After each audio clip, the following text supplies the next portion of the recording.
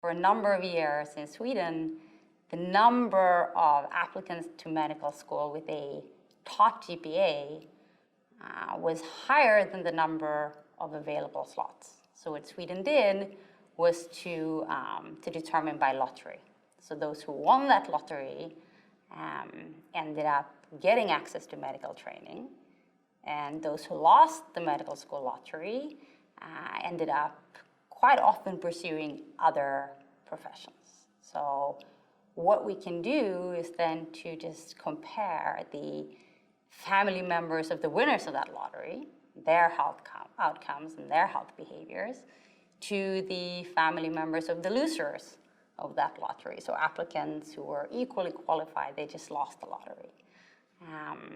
And we can do that, and using the Swedish administrative data, we can look at the entire sort of extended family tree of these winners and losers.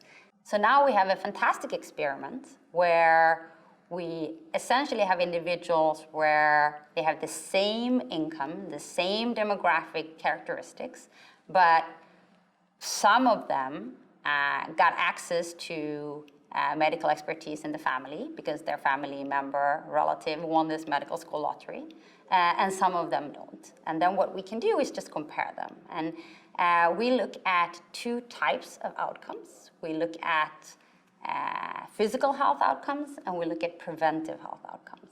And when it comes to physical health, this comparison tells us that individuals who have access to a health professional in the family are less likely to suffer from chronic conditions that we typically think of as lifestyle related, like heart failure, heart attacks, and diabetes.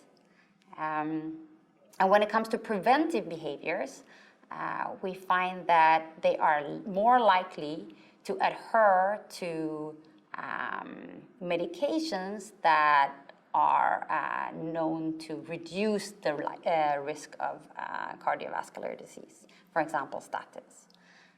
We also find effects on younger generations. So in adolescence, we find that individuals who have a health professional in the extended family are more likely to take up the HPV vaccine. And during pregnancy, we find that women with a health professional in the extended family are less likely to smoke.